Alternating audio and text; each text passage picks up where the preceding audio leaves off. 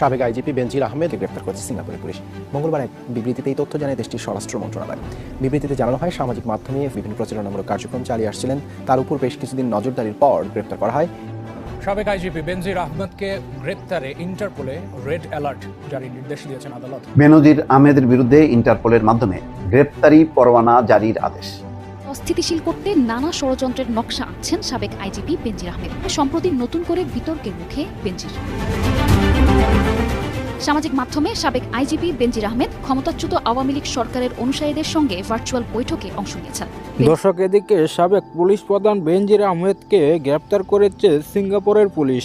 অন্যদিকে বেনজিরকে গ্রেপ্তারে Interpol red alert গ্রেপ্তারের নির্দেশ দিয়েছেন আদালত। এ বিষয়টি নিয়ে রীতিমতো সোশ্যাল মিডিয়ায় তুলপা সৃষ্টি হয়ে পড়েছে। দর্শক, এই ভিডিওতে দেখতে পারবেন। দর্শক, এছাড়াও এই ভিডিওতে অত্যন্ত গুরুত্বপূর্ণ কিছু ভিডিও ফুটেজ তুলে ধরা হয়েছে। দর্শক, আসুন না টেনে একটি লাইক দিয়ে বিস্তারিত ভিডিওটি আমরা দেখে আসি। আমরা একসঙ্গে কাজ করব, এরা বিদায় হবে, আমরা থাকব। বিগত 16 বছর দেশকে অস্থিতিশীল করার প্রতিযোগিতায় দেশের পুলিশ প্রশাসন কোনো অংশেই পিছিয়ে ছিল না। তাদের মধ্যে অন্তত 2 ডজন পুলিশ কর্মকর্তা রয়েছে যাদের কথাতেই চলত গোটা পুলিশ প্রশাসন। হাসিনা সরকারের সব অপকর্মের নাটের গুরু ছিলেন পুলিশের উচ্চপদস্থ বেশ কিছু কর্মকর্তা।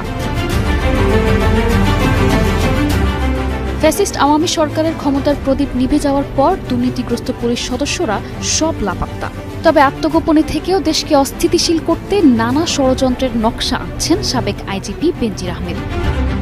পুলিশ বাহিনীর গুরুত্বপূর্ণ 3টি পদে 1 দশকেরও বেশি সময় ধরে দায়িত্ব পালনের সময় নানা ঘটনায় বারবার আলোচনায় এসেছিলেন তিনি। এর মধ্যে মানবাধিকার লঙ্ঘন ও দুর্নীতির গুরুতর অভিযোগ রয়েছে তার প্রতি। তবে সম্প্রতি নতুন করে বিতর্কের মুখে বেনজির।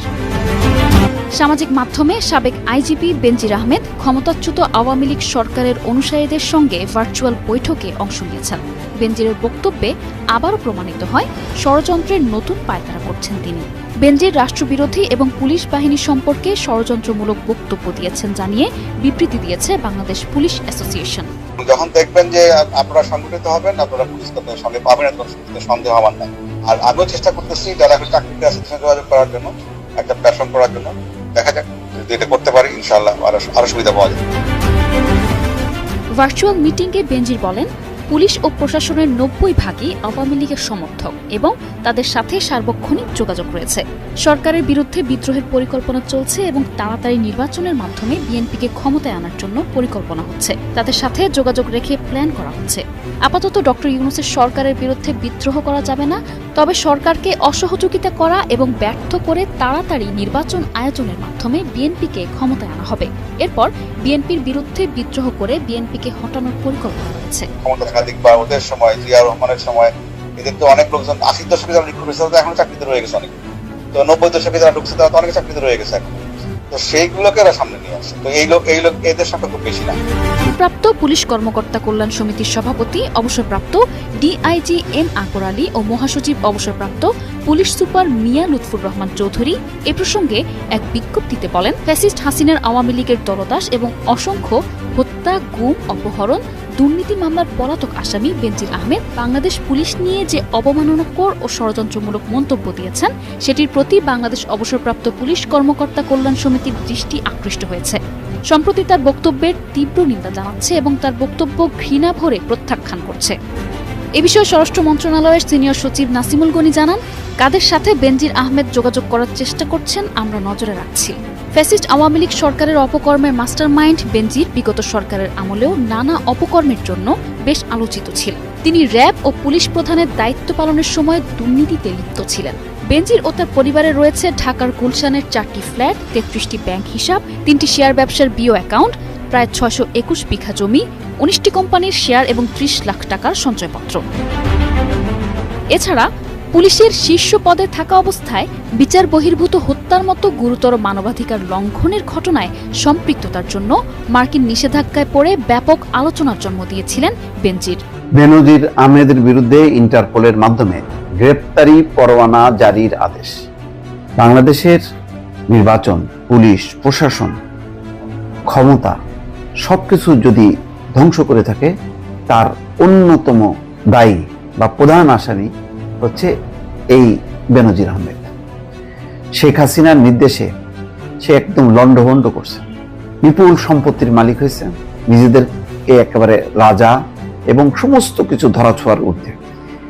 অবসর নেওয়ার পরেও তার প্রোটোকল ছিল অনেকটা সিটিং আইজির যেমন তেমন একটা বিকল্প আরেকটা তার অবস্থান ছিল। এই ক্ষমতার প্রতিভূ শেষ পর্যন্ত টিকতে পারেনি, কি কারণে জানি না। শেখ হাসিনার পুরো গোপালগঞ্জ বোধহয় দখল করে ফেলছিল, বাংলাদেশের বিভিন্ন প্রান্তে জমি কিনতে কিনতে। তারপরে এই যে বোট ক্লাব, আমি তো বলি যে এই বোট ক্লাবটা গুড়াই ফেলা দরকার। আমোদ প্রমোদ বিনোদন দুর্নীতি লুটপাটের শিরোমণি হচ্ছে এই বেনজির আহমেদ। এই বেনজির আহমেদ তার একটা অডিও রেকর্ড ফাঁস হয়েছে, সেখানে বলছে যে প্রশাসন পুলিশের 90% হচ্ছে আওয়ামী লীগের লোক। তো এই লোকের বিরুদ্ধে এখন গ্রেপ্তারি পরোয়ানা জারি হয়েছে। দুঃখ লাগে যে পুলিশের একজন আইজিপি আছেন, যিনি সিটিং ছিলেন সর্বশেষ আইজিপি। তো এরা কিছুই না, মানে এরা হলো সব দ্বিতীয় শ্রেণীর। খন্দকার শহীদুল হক হোক বা অন্য যারা যারা গ্রেপ্তার হয়েছে বা যারা পালাইছে, এর কিছু না। মূল এটা হচ্ছে বেনজির আহমেদ। শেখ হাসিনা হয়তো টের পেয়েছিল যে তার আসলে সময় শেষ হয়ে আসছে, এই জন্য বেনজিরকে পার করে দিছে। বেনজিরকে পার না করলে, বেনজির ধরা খাইলে সবকিছু শেখ হাসিনা যে কি পরিমাণ কত জালিয়াতি, তারপরে ওই সেই হেফাজত উপর যেই আক্রমণ শাপলা চত্বরে, সবকিছুর নায়ক হচ্ছে এই। অনেক কিছু ফাঁস হতো, এই কারণে হয়তো আগে ভাগেই তার ক্ষমতার শেষ ভাগে তাকে বের করে দিছে। এখন কোথায় আছে কেউ বলতে পারে না। এমনই এক আইজিপি, কত দম্ভ বক্তৃতা তার, শুনতেন না? আওয়ামী লীগের নেতারাও এরকম বক্তৃতা দিতে পারে। তার বিরুদ্ধে গ্রেপ্তারি পরোয়ানা জারির আদেশ দিয়েছে আদালত। দুর্নীতি দমন কমিশনের আবেদনের পরিপ্রেক্ষিতে ঢাকা মহানগরের জ্যেষ্ঠ বিশেষ জজ মোহাম্মদ জাকির হোসেন সোমবার এই আদেশ দেন। এর আগে ৭৪ কোটি টাকার অবৈধ সম্পদ অর্জন ও সম্পদের তথ্য গোপনের অভিযোগে সাবেক আইজিপি বেনজির আহমেদ এবং তার স্ত্রী ও 2 মেয়ের বিরুদ্ধে গত 15 ডিসেম্বর পৃথক 4টি মামলা করে দুদক। বেনজির আহমেদ ও তার স্ত্রী সন্তানদের বিরুদ্ধে করা মামলায় বলা হয় বেনজির 9 কোটি 44 লাখ টাকার জ্ঞাত আয় বহির্ভূত সম্পদ অর্জন। তো এইগুলি আসলে কিছুই না, শত শত কোটি টাকা। পুরো পরিবারকে তার এই অবৈধ সম্পদ মালিক বানাইছে, ব্যবসা প্রতিষ্ঠান বানাইছে এবং বানায় বলছে যে এইগুলির মালিক নাকি তারা নাকি ব্যবসা করে বড়লোক হয়েছে। তো বেনজির আহমেদ 2020 সালের 15 এপ্রিল থেকে 2022 সালের 30 সেপ্টেম্বর পর্যন্ত আইজিপি ছিলেন, খুব গুরুত্বপূর্ণ সময়। এর আগে র্যাবের ডিজিও ছিলেন। মানে পুলিশ বা র্যাবের এমন কোনো ঊর্ধ্বতন পদ ছিল না যে পদটা এনজয় করেনি বেনজির আহমেদ। এর আগে তিনি ঢাকা মহানগর পুলিশ কমিশনার ও র্যাবের মহাপরিচালক হিসেবেও। দর্শক, ইতিমধ্যে আপনারা ভিডিওতে দেখেছেন যে সাবেক পুলিশ প্রধান বেনজির আহমেদকে গ্রেপ্তার করেছে সিঙ্গাপুরের পুলিশ। অন্যদিকে বেনজিরকে গ্রেপ্তারে ইন্টারপোল রেড অ্যালার্ট গ্রেপ্তারের নির্দেশ দিয়েছেন আদালত। এ বিষয়টি নিয়ে রীতিমতো সোশ্যাল মিডিয়ায় তোলপাড় সৃষ্টি হয়ে পড়েছে। দর্শক, এই সম্পূর্ণ ভিডিওটি আপনারা দেখলেন, এ বিষয়ে আপনার কি মতামত অবশ্যই কমেন্টেই জানাবেন। আর প্রতিনিয়ত এরকম আপডেট নতুন নতুন নিউজ পেতে আমার চ্যানেলটাকে সাবস্ক্রাইব করে পাশে থাকা বেল আইকনটি বাজিয়ে দিবেন। এই মুহূর্তে বিদায় নিচ্ছি, দেখা হবে পরবর্তী কোনো ভিডিওতে। সেই পর্যন্ত ভালো থাকুন, সুস্থ থাকুন। আসসালামু আলাইকুম ওয়া রাহমাতুল্লাহ।